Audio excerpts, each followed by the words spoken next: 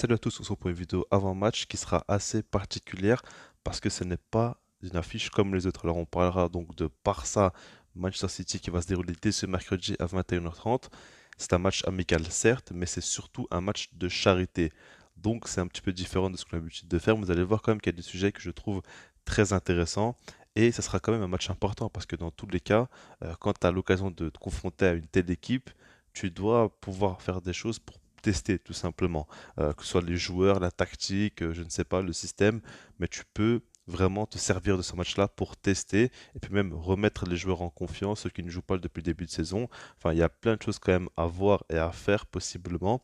Et puis, quand on sait que City et Barça, ils ont vraiment un effectif très complet, très large, tu peux te dire que même si qu'ils font tourner, bah, il y aura forcément quand même des gros noms, forcément des joueurs que tu aimerais suivre et voir un petit peu ce qu'ils pourront faire. Donc dans tous les cas, ça sera un match intéressant, ça sera au Camp Nou avec beaucoup de supporters, certainement une grosse ambiance, certainement du beau jeu parce que c'est pas un match officiel, donc pas trop se prendre la tête. Ça va jouer au football de manière assez plaisante et honnêtement, je m'attends quand même à du spectacle. Je m'attends pas à un match incroyable, mais je m'attends quand même à du spectacle. Alors, il y a plusieurs points qu'on va aborder, et pour moi, le premier point, c'est pas trop sportif, c'est plutôt concernant le mercato, mais ça concerne Bernardo Silva. Comme vous le savez, c'est un joueur de Manchester City, et puis surtout, comme vous le savez, il y a beaucoup de rumeurs qui tournent ces derniers jours, ces dernières heures, dernières semaines, tout ce que vous voulez. Et là, maintenant, qu'il va venir au Camp Nou, je pense très clairement qu'on sera fixé sur le fait qu'il puisse rejoindre le club ou non. Parce que tout simplement, il va venir, il y aura certainement une discussion entre les dirigeants, ils pourront parler donc de lui. Ce qu'il faut savoir, c'est que quand le match a été officialisé dès le mois de juillet, déjà Laporta avait fait une petite blague à Guardiola en conférence de presse en disant est-ce que Bernardo Silva va venir avec vous à Manchester City ou non? Enfin, il commence déjà un petit peu à le piquer là-dessus. On sait très bien qu'ils vont en parler. Alors, le Barça a besoin encore de vendre pour libérer de la place dans la masse salariale, surtout pour inscrire Jules Koundé, mais aussi pour pouvoir faire d'autres recrues. Et donc, du coup, il va falloir un petit peu que le Barça se mette en place, se mette en route pour pouvoir faire d'autres transferts. Mais en tout cas, il faut quand même trouver un accord. On arrive très clairement sur la fin de mercato et d'ici là, il va falloir quand même savoir où va jouer le Portugais. En tout cas, le Barça et le qui sont fortement intéressés et je pense clairement qu'on va arriver sur un dénouement. Alors, positif ou négatif, ça je ne sais pas encore, mais en tout cas, je pense qu'on sera beaucoup plus fixé et qu'il y aura des choses qui vont se passer, il y aura du mouvement, tout simplement. Maintenant, on va passer au cas de Jules Koundé. Comme je vous l'ai dit, il n'est pas encore inscrit et je ne sais pas si vous avez vu, mais il est assez déçu de la situation, assez énervé, agacé. Et c'est un petit peu normal, quoi. Il a rejoint le Barça, il avait hâte de commencer. Au final, il y a déjà 2 matchs en Liga de ratés et ça lui fait chier. C'est compréhensible. Maintenant, le truc, c'est que ce qu'il ne faut pas oublier, c'est que quand il a signé au Barça, il revenait tout juste d'une blessure. Et c'est plutôt positif qu'il ait le temps vraiment de bien récupérer, de revenir à 100%. Pour moi, ça aurait été mieux qu'il joue directement, mais il faut essayer de voir un petit peu le positif. Et tu peux te dire que maintenant, une fois qu'il va jouer, bah, il sera beaucoup plus apte physiquement. Et là, je pense qu'on pourrait attendre encore plus de lui. Donc déjà, par rapport à ça, c'est bien. Et puis, je pense qu'il aura un peu moins de pression. Parce que du coup, là, c'est un match amical. Et ce qu'il faut comprendre, c'est que vu que c'est un match amical, qu'il soit inscrit ou non, il peut jouer ce match-là. Et il va très certainement le jouer en tant que titulaire, je pense. Ça me paraît totalement logique. Et c'est une bonne chose pour lui de se mettre un petit peu en marche. Alors ça, c'est un gros match face à Manchester City. Maintenant, c'est un match avec pas énormément d'enjeux. Donc du coup, il pourra tranquillement commencer avec le Barça après ce qu'il a proposé un petit peu dans les matchs amicaux. Et ça, c'est vraiment intéressant. Donc du coup, pour Jules Koundé, j'espère que pour le prochain match des gars, il sera inscrit. Sinon, ça commencerait vraiment à devenir grave. Mais en tout cas, là, pour l'instant, ça va encore. On peut encore se dire qu'on n'est pas encore à la fin de mercato, on n'est pas le 31 août. Donc du coup, le Barça a encore du temps. Et puis, je suis persuadé qu'il va réussir à l'inscrire. C'est qu'une question de temps. Et les ventes, on sait très bien que ça avance très fort. Aubameyang, Memphis Depay, etc. Ça avance. C'est qu'une question de temps.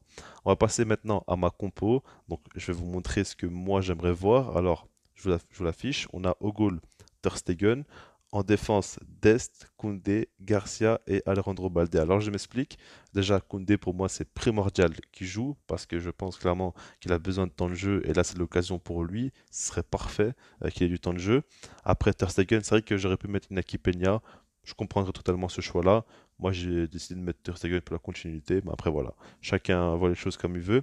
Dest, c'est parce qu'il ne joue aucun match. Il n'est même pas sur les feuilles de match à chaque fois. Je pense qu'il a besoin de reprendre un peu la confiance. Alors, c'est possible que Xavi se dise que le Barça va le vendre et qu'il ne veut pas compter sur lui. C'est fortement possible que du coup il ne joue même pas une minute dans ce match-là. Mais moi personnellement j'aimerais bien le tester encore au moins une dernière fois, une dernière chance pour lui, voir un petit peu ce qu'il peut donner. Parce qu'honnêtement, quoi, Sergio Roberto, c'est pas la folie. Alors certes, il y aura certainement une recrue qui va arriver d'ici la fin du mercato, mais je pense qu'il mérite quand même sa chance, un petit peu de temps de jeu. Eric Garcia, c'est pour la simple raison que pour moi, lors du prochain match en Liga, si Koundé est inscrit, il ne doit pas être titulaire, tout simplement. Après, Alejandro Balde, il a fait un très bon match. Je pense qu'il mérite de la continuité, encore du temps de jeu. Il a vraiment été très bon. Au milieu de terrain, je mets De Jong, Kessié, Pedri. Alors, par rapport à Pedri, je comprends. Ceux qui veulent donner du repos, je comprends, il n'y a pas de problème. Après, De Jong, pour moi, il doit continuer un petit peu à jouer parce que il manque beaucoup trop de confiance. Et je pense que c'est un match qui pourrait lui faire un peu de bien, un peu retrouver simplement plus de temps de jeu encore, un peu plus de confiance. Un gros adversaire aussi, il pourrait se montrer. Je le mets en 6. Je pense pas forcément que c'est la position parfaite pour lui devant la défense comme ça, mais bon. Je pense que De Jong peut nous montrer quand même de belles choses et peut surtout regagner de la confiance. C'est vraiment le principal pour lui. Après, Kessié, c'est parce que pour moi, il a trop peu de temps de jeu jusqu'à présent et c'est pas normal. Je pense vraiment qu'il a un profil ultra intéressant. Quand tu vois que Gavi ne propose pas non plus énormément, De Jong aussi n'est pas au top, tu te dis que vraiment Kessié a une carte à jouer. Busquets, j'ai mis sur le banc parce que pour moi, voilà, Busquets n'a pas forcément besoin de beaucoup de temps de jeu. On connaît très bien ses qualités, on sait très bien ce qu'il peut faire. Alors que des joueurs comme De Jong, Kessié, on doit encore essayer de trouver une complémentarité. On doit essayer de voir un petit peu comment on pourrait les utiliser et au mieux. Donc c'est pour ça que j'ai mis ces joueurs-là. L'attaque, c'est Rafinha, Ferran Torres, Lewandowski. Alors Rafinha, c'est par rapport au fait que le dernier match, il n'a pas joué, il est rentré en cours de jeu, il a fait une très belle entrée, donc il mérite du temps de jeu à la place de Dembélé pour que lui aussi se repose un petit peu. Pour Ferran Torres, c'est par rapport au fait qu'il a joué déjà un match là. Pour Ferran Torres, c'est par rapport au fait qu'il revient de blessure. Il a joué un match en tant que titulaire, c'était pas forcément le top. Là, il va jouer face à son ancienne équipe. Il peut nous montrer de belles choses. Je pense qu'il a besoin un petit peu de continuité. Et puis Lewandowski, c'est vrai qu'il mériterait un peu du repos. Maintenant, le truc, c'est qu'Aubameyang et Memphis Depay sont sur le départ, donc on ne peut pas forcément les mettre. Ansu Fati, j'ai pas forcément envie qu'il joue un match comme ça face à City. Je pense que c'est mieux qu'il se repose et qu'il soit vraiment à 200% pour le prochain match. Et essayer vraiment de ne pas prendre trop de risques avec lui. Et c'est pour ça que j'ai mis cette compo-là. Dites-moi vous ce que vous en pensez, si vous êtes d'accord ou non avec ma compo. Mais en tout cas, je pense que c'est vraiment l'occasion de tester des trucs. Limite, si Xavi veut tester un nouveau schéma tactique, par exemple un 4-2-3-1 avec Kessié et De Jong, ça me plairait fortement. Mais j'ai du mal à y croire. C'est pour ça que j'ai mis le 4-3-3. Sinon, moi, j'aurais bien voulu tester un 4-2-3-1, comme je l'ai dit. Donc voilà. Comme je l'ai dit, tout le monde votre avis par rapport à ce match-là, par rapport à Bernardo Silva, Koundé, la compo, etc. Et puis sinon, moi, je vous dis peace.